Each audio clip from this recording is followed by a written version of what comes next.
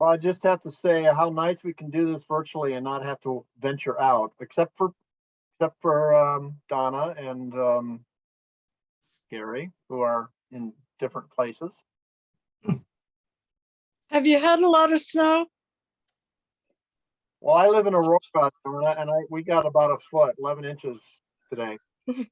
It's supposed to go till tomorrow, isn't it? No, it's clearing It out. ended at 5. Oh, okay. Wow.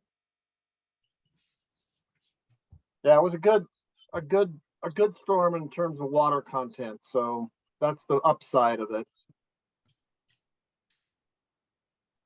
I was glad I didn't get quite that much water. I didn't get quite that much snow where I am. Oh, wow. How many inches, Leslie? Hi, Katie. I Hey. probably got about 6 where I live. All right. All right. I mean, it's still nothing to sneeze at, but it's not a foot. Yeah. Hi, Hi, Gail, Gail. for you. I just came Everyone. home from my Hi, kids Kate. for dinner. I just want you to know nobody's out driving. And our main streets around me, I'm in Stapleton or Central Park or whatever they call it now. Martin Luther King is clear, and my kids' side street in their subdivision was not bad. Their alley had been plowed. They know people in high places. For some reason, I'm losing my lights. Hello, Joe. Hi, everybody. Hello.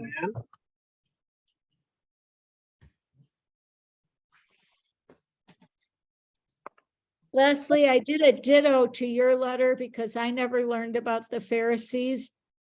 And I talked to 2 different Jewish friends today, and none of them did either.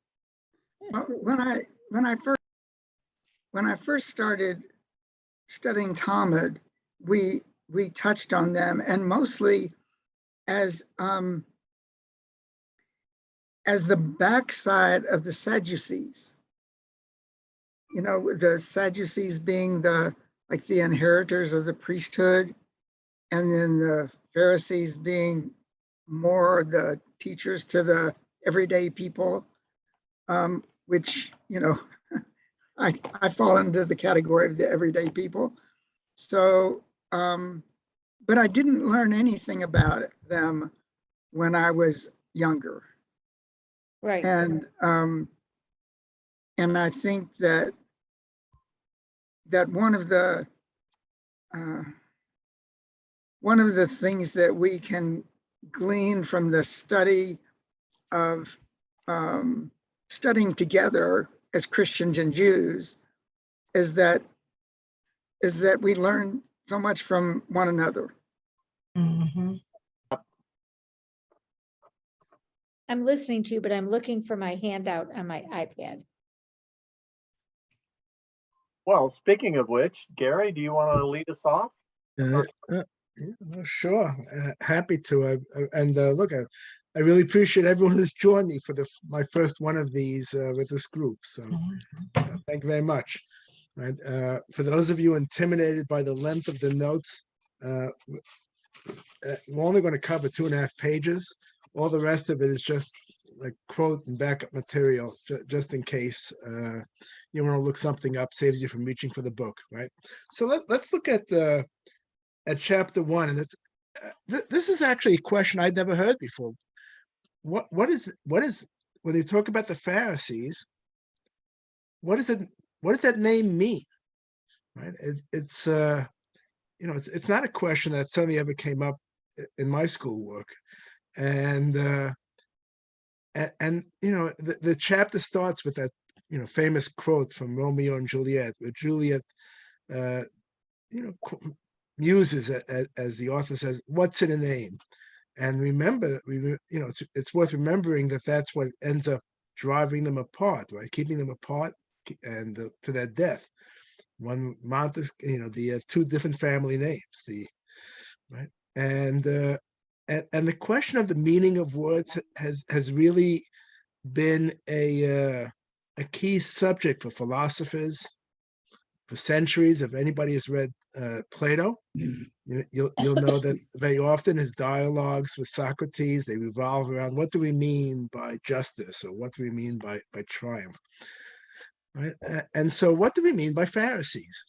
And when somebody, or back in the day, if somebody called someone a Pharisee, what did that actually mean, right? So right now it's sometimes easy to discount names, right? I mean, we all have names, and most they all have some sort of a meaning. They don't actually tell you much about the person, right? That's my name, Gary, I believe, is Celtic in origin, but my family background is certainly not Celtic, right?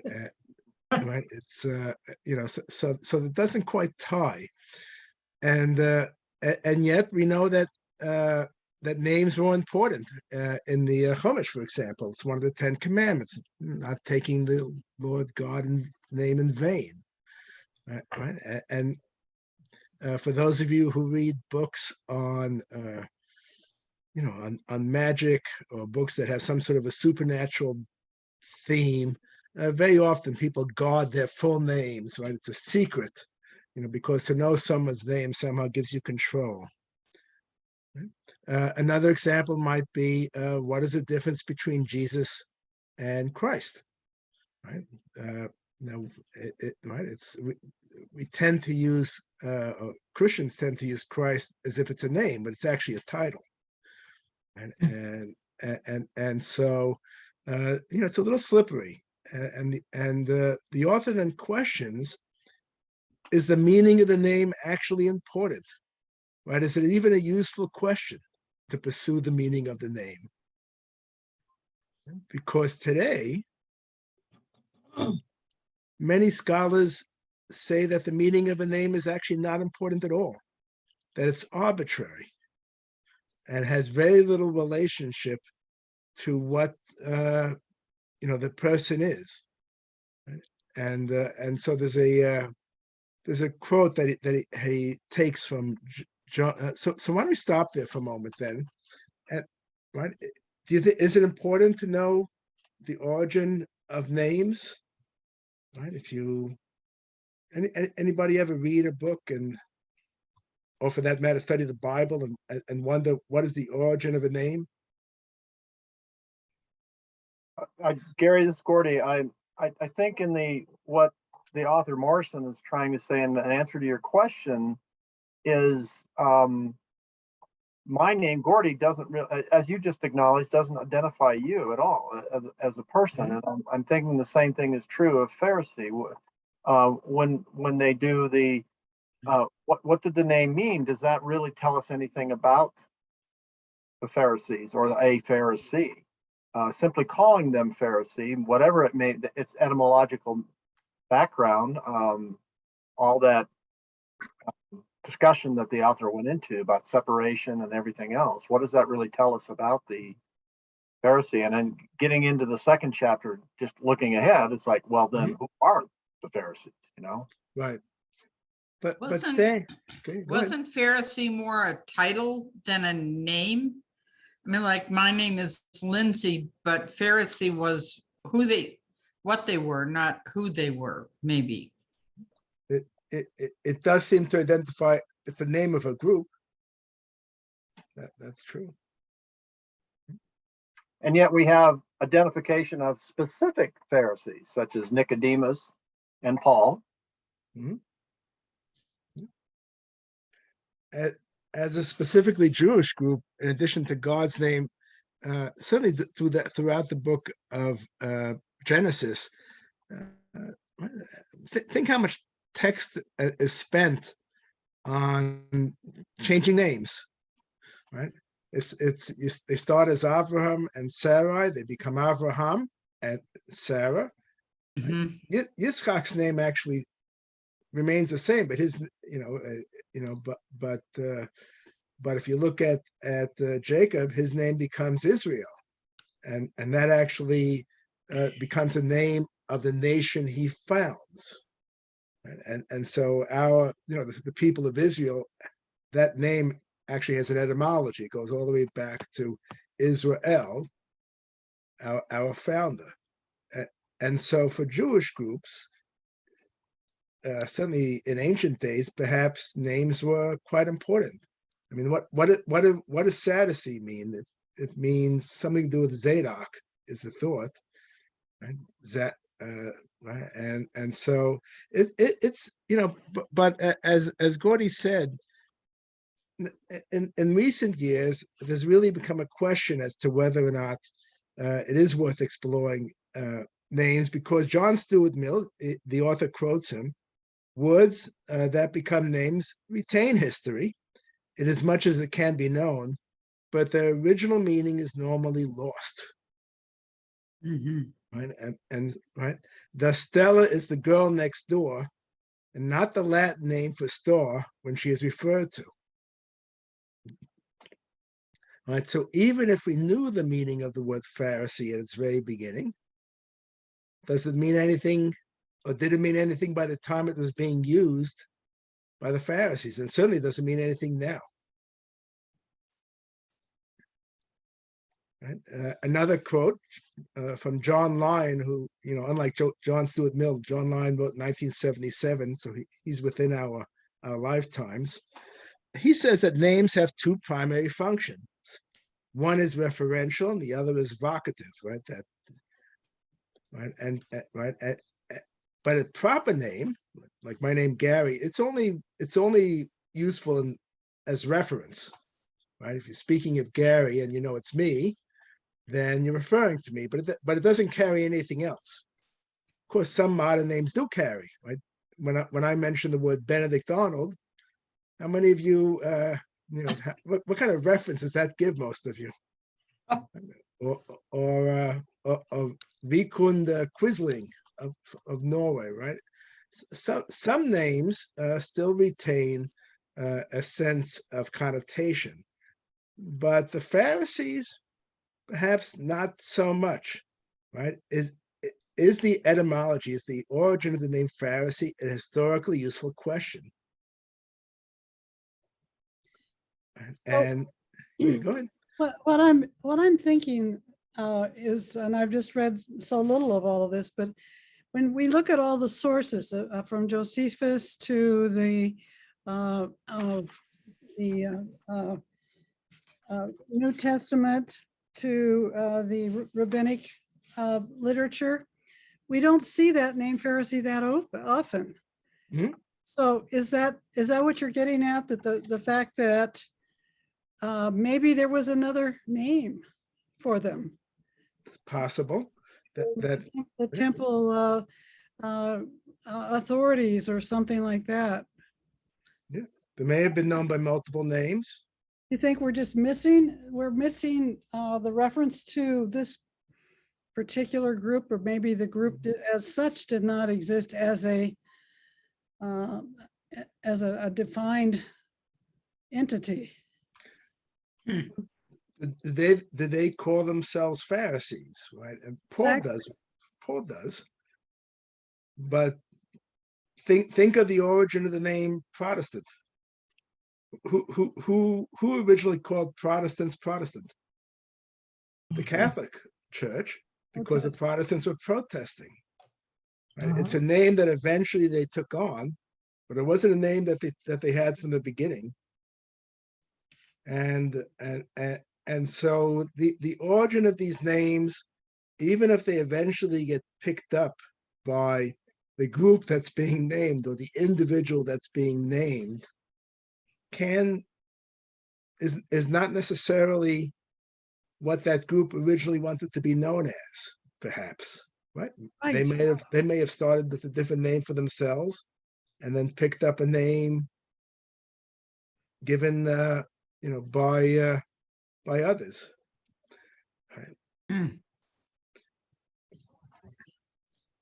There is and so a lot of authors, conclude that Pharisee comes from paras, which is to separate, to right, to break apart, because Hebrew, all Hebrew words have some sort of a 3-letter origin. Right, there's always that 3 letters that that root. Right, and that feeds into the story about how the Pharisees separated themselves from from uncleanliness, separated themselves from the Sadducees, separated themselves from the Romans, that they saw themselves as separate. But that perhaps leads to the exaggeration, as the author says, that we see today. There's a book that he talks about, right? Accidental Pharisees, by Larry Osborne. I've never heard of it, but it's still in print, so it's quite popular. 10 years after it was published. Accidental Pharisees: avoiding pride, exclusivity, and the other dangers of overzealous faith. And what if that's the only thing you've ever heard of Pharisees? What would you think that the Pharisees were about? It's a very negative connotation. Right, the overzealous, well, a lot of it comes from the Elitism is what Elitism. strikes me. Yeah, right. Yeah, very elitist, overzealous.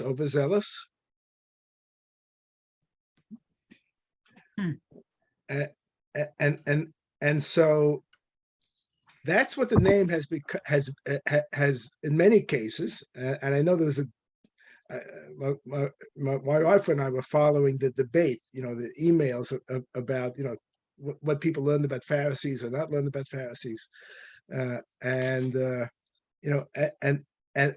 it's that meaning that often drives Christian opinion about Pharisees. People would pick up this book, and when they see Pharisees in the Bible, that's the meaning that gets carried with it, right? That sense of overzealousness, of separating themselves from, yes, Sandy? So I don't want to interrupt your train of thought, but I was very interested in your in one of the authors connecting the Hasidim with the Pharisees, and this is the 3 centuries BCE. At this point, and so I just wonder if that's what we're talking about. If you want to put a name to it. Of course, I don't know how ubiquitous that word Hasidim is either. Now it's quite ubiquitous today, because we have Hasidim, I know, completely unrelated to to the Hasidim back then. And one of the definitions, I thought, my gosh, a lot of this is like Jesus. But then when I got to reading about their behavior during the Maccabean revolt, I thought maybe they were transformed into warriors at that point. So it's organizations change over time. They change missions, right? Again, their name gets disconnected from what they originally were. And it's it changes, it's and so it ultimately comes back to, is it important to know the origin of a name, right? If we ever discover the origin of the name Pharisees for certain, because there are other possibilities, right? I want to put out there that one possibility for Pharisee is especially any of our synagogue members know what Pardes means? Yes. Paradise. Pardes is a form of, actually, there's an institute in Israel called Pardes, which basically describes a method of biblical study and understanding. Right. And it's actually an acrostic that indicates the letters of that word indicate a form of understanding the text of material. And so one possibility I would would like to table is perhaps Pharisee is an acrostic for 3 of the letters of Pardes, right? In other words, the first one is Peshat, which is, the textual meaning. And then you have Ramaz, which is, to get behind the text. And then you would have Sod, which is like a mystical reading of the text. And I'm leaving out Drush, right? The study of Midrash, because whenever the name originated, we have no record of it being Midrash, of these kind of stories to be built around.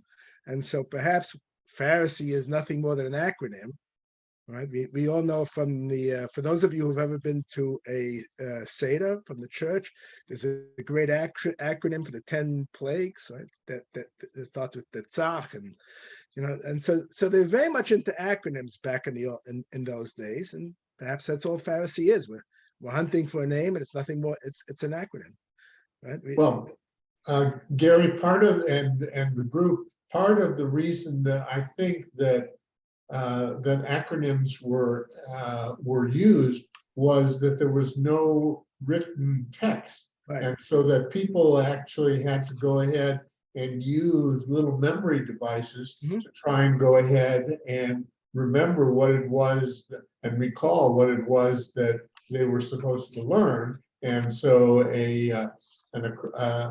something like Pardes would be a natural Mhm. outcome of a mnemonic or a way of understanding and helping recall. I would agree. So I think before we move on to chapter 2, we should take the author at his advice, best advice, and try not to get too hung up in what the name means, because it doesn't denote what the people actually who are Pharisees necessarily were, right? It's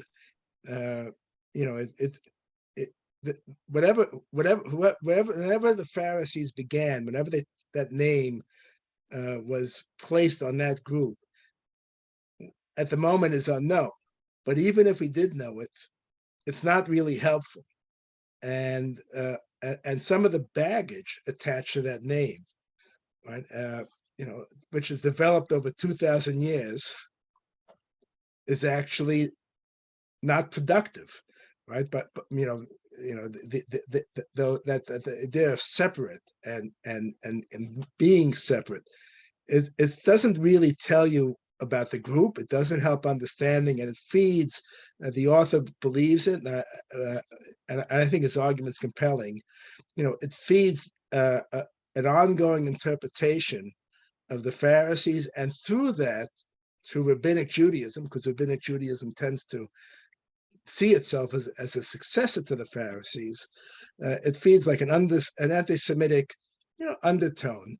Now, not for everybody. I am aware that everybody, a lot of people here, never studied the Pharisees as a group, but this idea of a name it can be very dangerous, and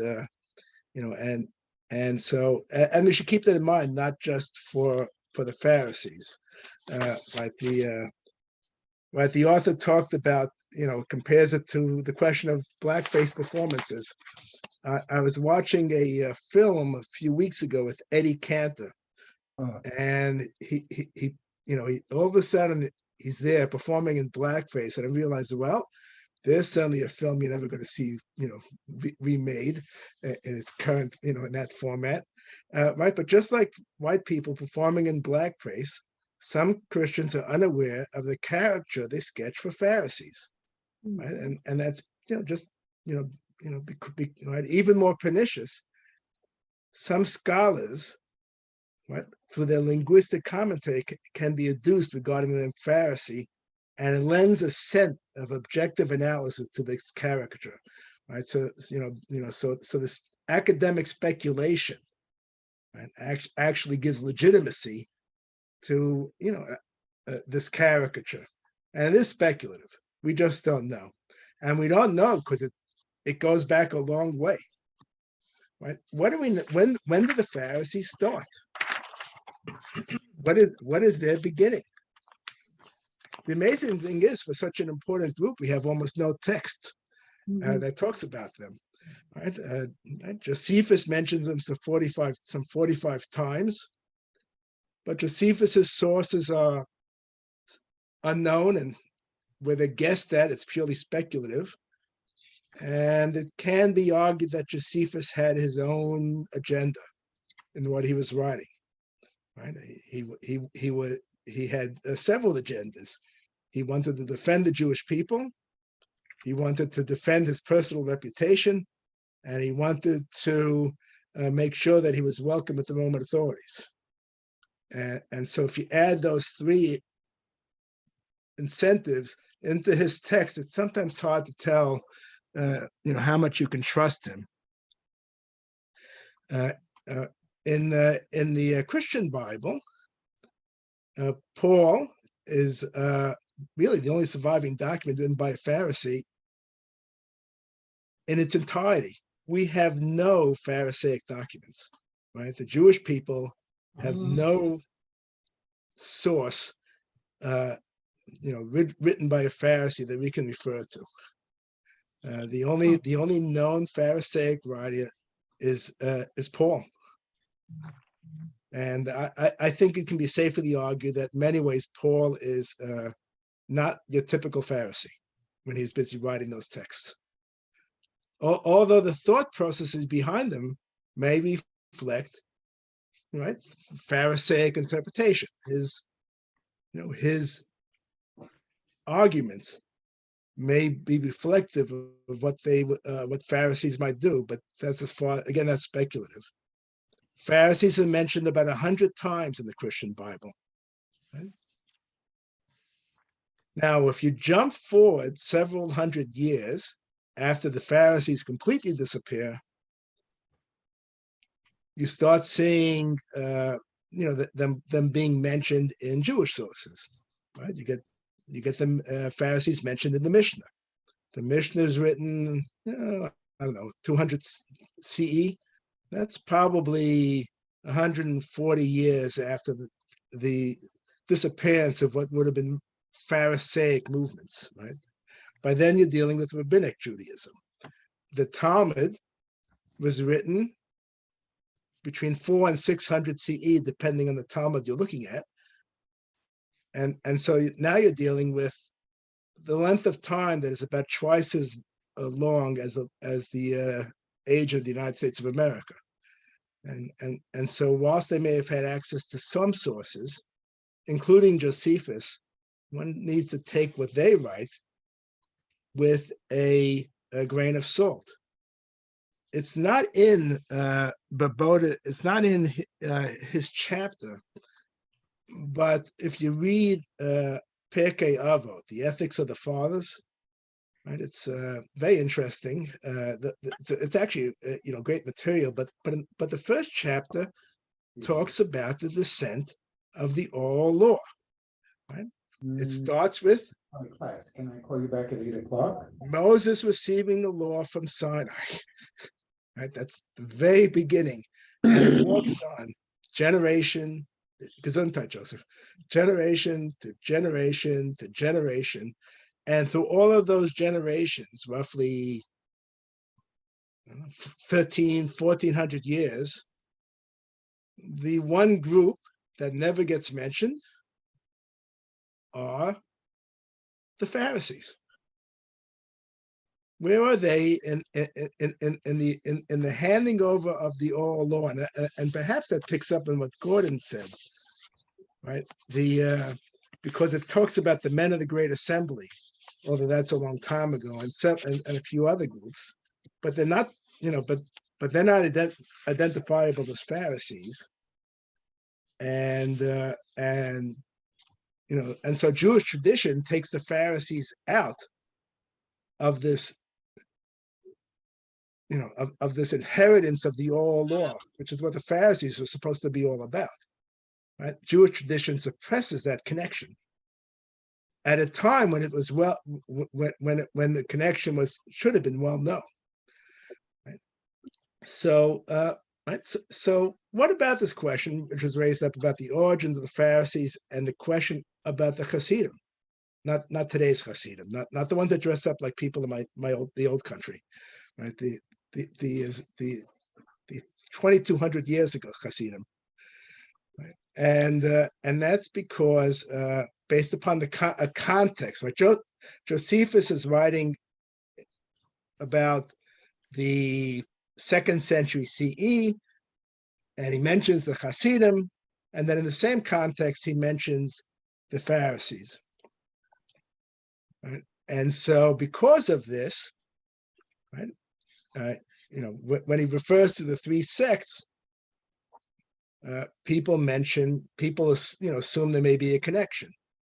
Right? Also, 1 and 2 Maccabees, also written roughly at a more contemporary source than Josephus, they mention the Hasidim. Right? But that's all we have. If we don't know much about the Pharisees, we know virtually nothing about the Hasidim. They don't really mention it all in the Christian text. They must have disappeared by the time Paul was writing. Right. So Boda concludes, we just don't know enough. Is there a connection? Maybe. Nobody knows. Joe has his hand up. Yeah, Joe, go ahead. Yeah, Gary, can you? Yeah, I assumed Hasidism meant origin of the modern day Hasidic Jews. What does Hasidism mean then when they're talking about it in ancient times? Avoiding the etymology of the name, back in ancient days, the Hasidim appeared to be a fairly extreme religious sect. One that allowed themselves, for example, to be slaughtered on the Shabbos because they didn't want to, pick up a weapon to fight the Romans. So they were very, very driven to live, an exemplary life within the law as they interpreted it. Right? It's faith. Their faith in God was just that strong, and because of that, some people say, well, that's where the Pharisees come in. That this idea that this faith, and that's an interesting premise. The thing is, we just don't know more than that. It is possible that the Hasidim eventually it's becoming less and less, but about 40, 50 years ago, and I think we're all old enough to remember that, if back in the 60s, if somebody said they were a Republican or they were a Democrat, it actually didn't mean all that much. The overlap was very significant. And so it's possible that the Pharisees were a big tent and that the Hasidim eventually become a part of this bigger tent, right? Because one of these movements that Josephus talks about were the Zealots and the Sicarii, right? The former being, zealous in for the law and zealous against the Romans. The Sicarii being basically psychotic knife, murderers roaming the streets of Jerusalem, randomly attacking anyone who they thought collaborated with the Romans. But that level of faith inspires the Iranian, right? The people, the religious leaders, and so it's possible because that the Hasidim eventually become that fourth movement, those zealots, and some of them may have become Essenes. That's what I was wondering, if they were like Essenes. Right, it's possible. We know a lot about the Essene because Josephus writes about them and Pliny writes about the Essenes. Right, it's one of the few, it caught his interest, and Philo writes about a group called Therapeutae, which was sort of, an Egyptian version, I think, of the Essenes in some ways. But once the temple is destroyed, they made only 2 or 3 mentions in all of the in the entire Talmud, and the whatever the Essenes were, the Talmud has no interest. Right. So another question is, if the Sadducees are an old group, right? If the origins of the Sadducees date back to the beginnings of, let's say, the Second Temple, and some people try to derive that because the assumption is Sadducees has something to do with Zadok, right? And the Zadokite priests. Maybe the Pharisees also date back to that, but actually, there's no evidence that the Sadducees of the Hellenistic era and the sons of Zadok are associated. In other words, that over those several hundred years between the 2nd century and the 6th century, that there's a continuation. There are groups today that call themselves Sons of Liberty. It would be interesting in 1,000 years if somebody found some of the writings of John Adams and Samuel Adams, and then found some of the writings of today's Sons of Liberty, and concluded they were part of the same organization over several hundred years. Well, that's basically what Boboda is arguing. You can't do that with the Sadducees, and therefore you can't do it with the Pharisees. And it's there's no, and so as I mentioned already, he looks at Josephus's work. Right, there's we know that the Pharisees were important in the 1st century BCE, that they were forced to be reckoned with. Right, the Herodian kings had to deal with them.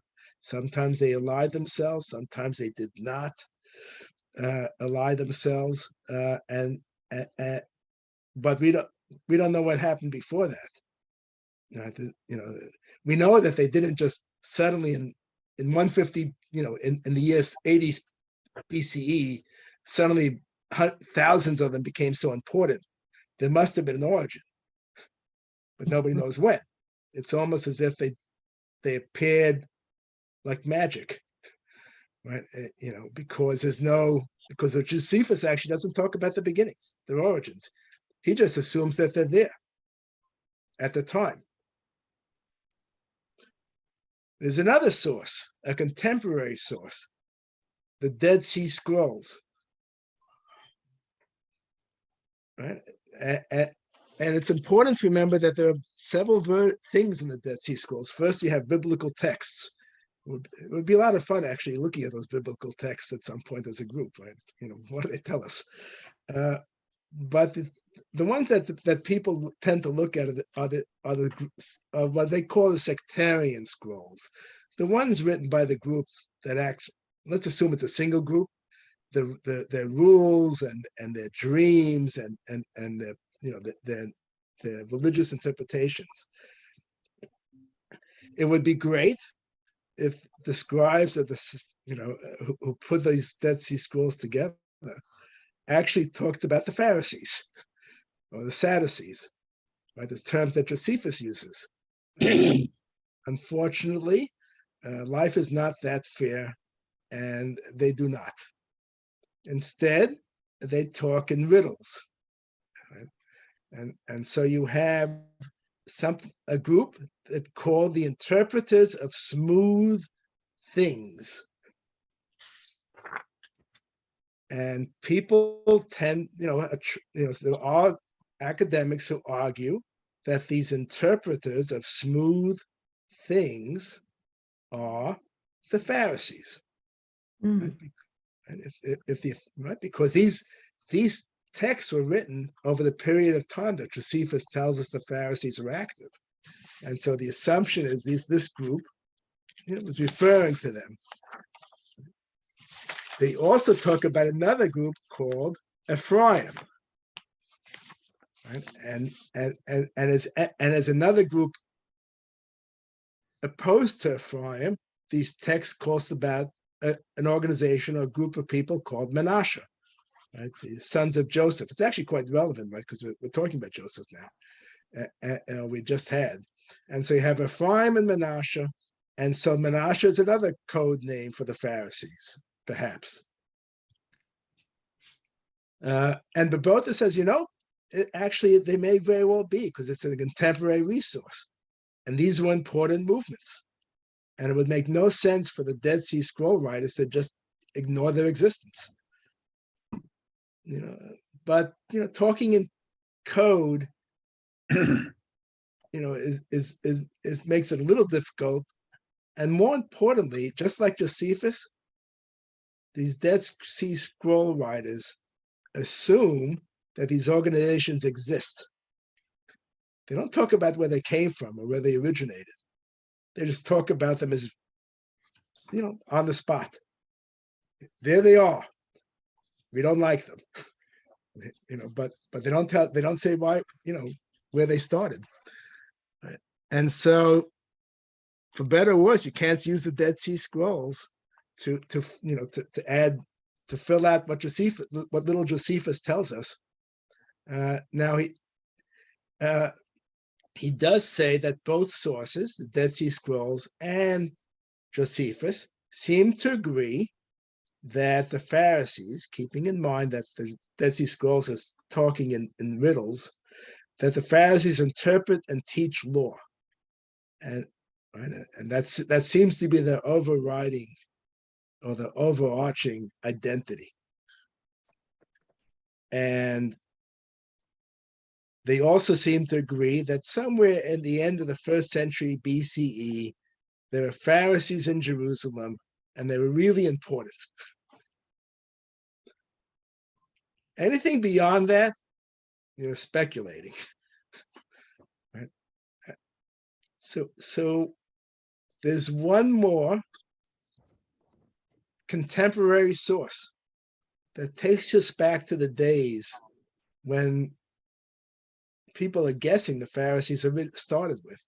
And that's the book of 1 Maccabees, the true story of Hanukkah, which Jews almost never read.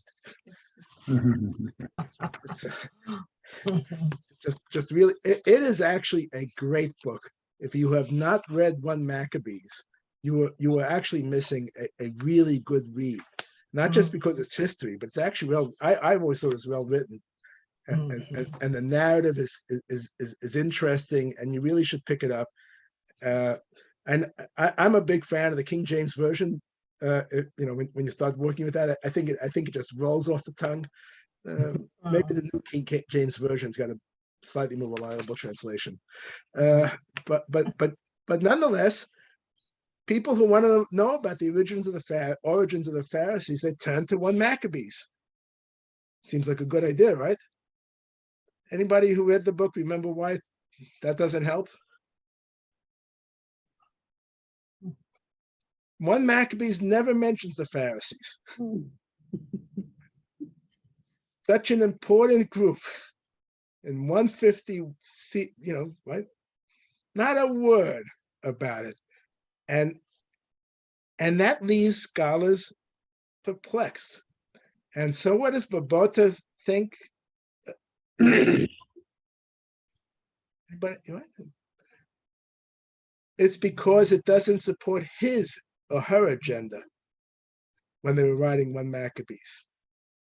Josephus had an agenda. He actually had a couple of agendas. The author of 1 Maccabees also has an agenda. He wants to build up the Maccabean dynasty.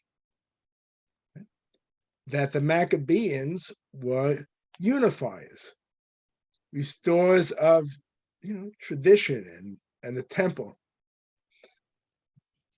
And so talking about sectarian arguments undermines that incentive, right?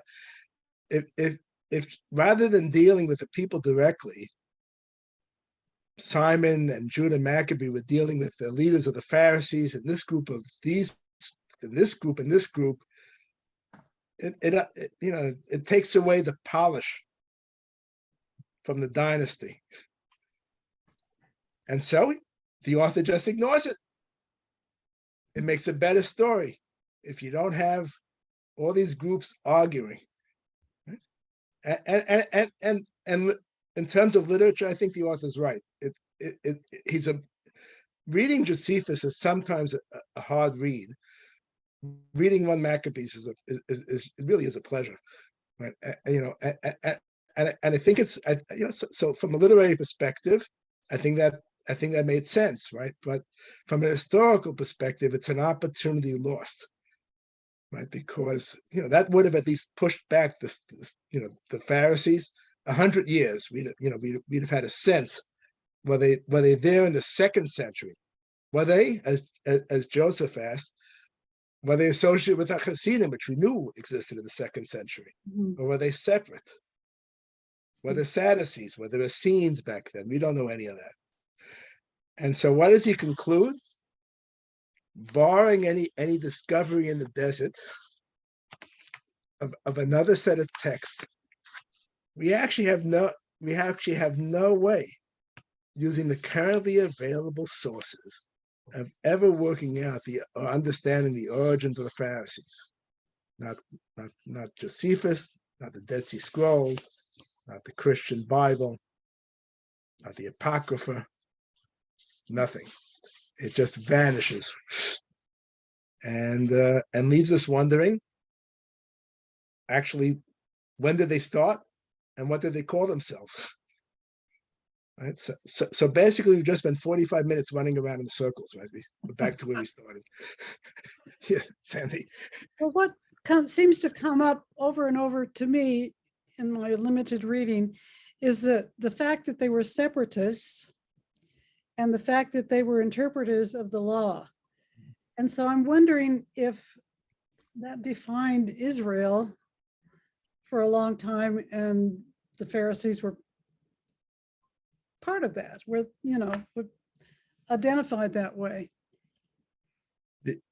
See, the thing about the separatists, that gets back to the name, right? It does that accurately describe the Pharisees. I mean, Yochanan ben Zakkai, it's a story about how he sneaks out of the city and he goes to the Roman camp and he basically makes a deal with Titus. Right? It's a great story. I suspect completely untrue, but it is a great yarn. But was it, if Yochanan ben Zakkai is a Pharisee, would he be negotiating with the Roman general? How separate were they? Paul certainly seems very comfortable. Right? He's one of the few known Pharisees. He certainly seems very comfortable with non-Jewish individuals. Is that because of his, what happens on the road to Damascus? Or is it because the Pharisees perhaps are not as separate as we think they are? Or is it, or like Republicans and Democrats, are the Pharisees such a broad tent that you have people that, different sense of separateness? Wonder. Well, it's not as, Gary, it's not as though it's an unimportant part of the narrative. I think that you could agree, and you would agree, that even though the Jewish people's involvement with Pharisees is unknowable at this point, it doesn't mean that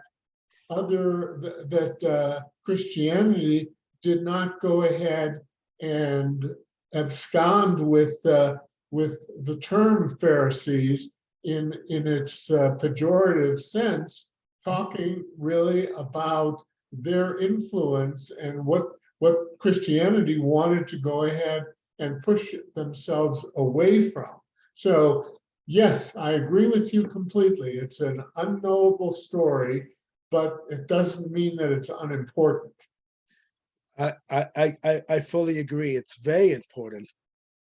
And to some degree, I think it's what we need to do is because it's so important, is to get the word out, right, outside of academia, that it's important and it's not knowable, right?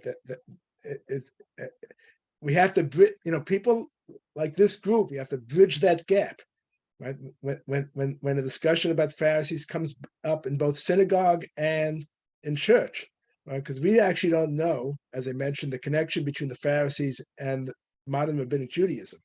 We are guessing. We don't even know that's true because our vote had an opportunity to say, yeah, that's absolutely the case. And it backed away. They knew about Pharisees, and they didn't say they were part of this tradition, inherited tradition. We just don't know. And I think that's an important thing that everyone should admit when discussing Pharisees. We don't know. We know what we know about individual Pharisees. We have an idea of what they believed, but we don't know much more. And even then, we have to be dangerous. It's a dangerous thing. And you went to a Reform synagogue, right? Right, and were there people that Reform synagogue that you would think believed in, I don't know, the resurrection of the dead?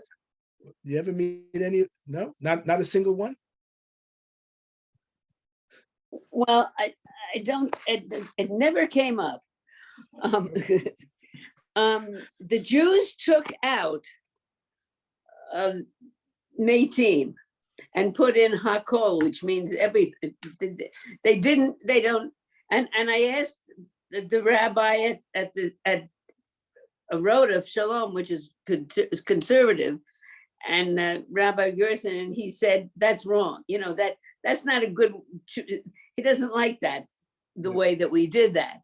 But that's how I have a problem myself saying the rise from the dead, but then I discussed it with my daughter, the rabbi, and she makes it less literal. In other words, raising the dead means the things in ourselves that are dead, or traditional Jews, I think, when they see someone they haven't seen forever, praise be God who raises the dead. Doesn't mean, so it's re-enlivening things within us that maybe that we don't hold holy, or that have, quote, died or aren't alive anymore, and or parts of us ourselves. And that's an interesting, it gave me a different look at it.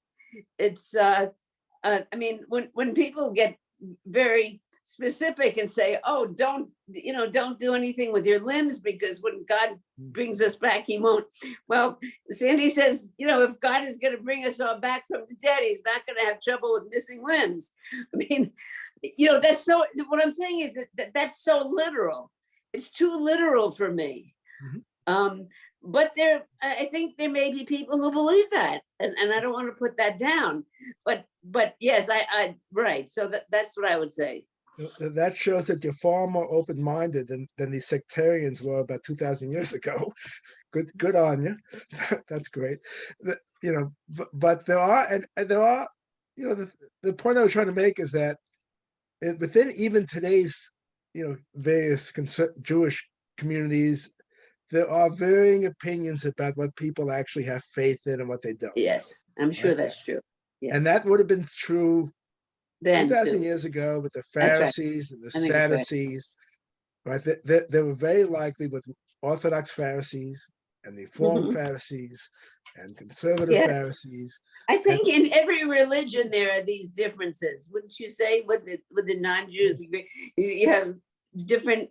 You're a Christian, yes, but there are differences in the beliefs you have, just like that. And because I think religion is a very personal matter, and if we practice it at all, we make it personal. I think that's what makes it meaningful for us. Absolutely. Yeah, So, Sandy.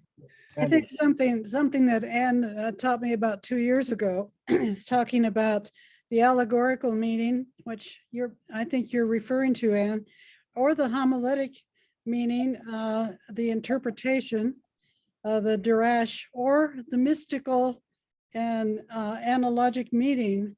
And I'm thinking that for myself, it is the sod, the mystical meaning that is most important. But does that is that part of what you're thinking about too, Anne? Sod? oh, I guess mystical, I don't know. You know, you're not supposed to be study it until you're 40.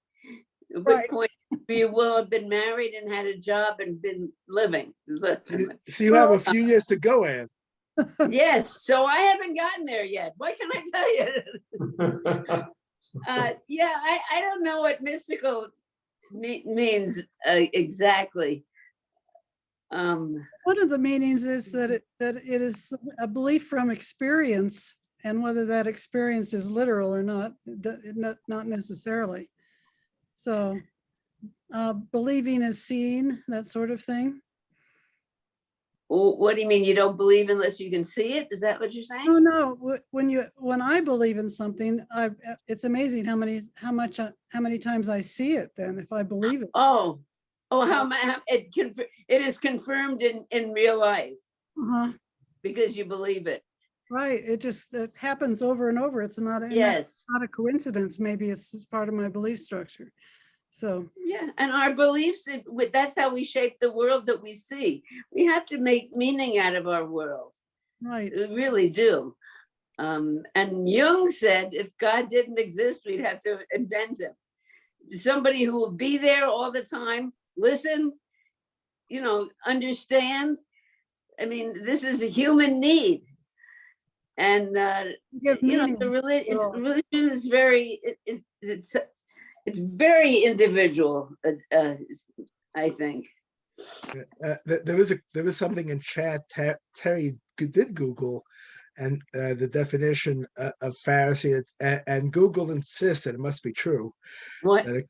Google says, and everything Google publishes is always true, that the Pharisee comes from the Hebrew or Aramaic parasha perusha, and that is what many academics argue.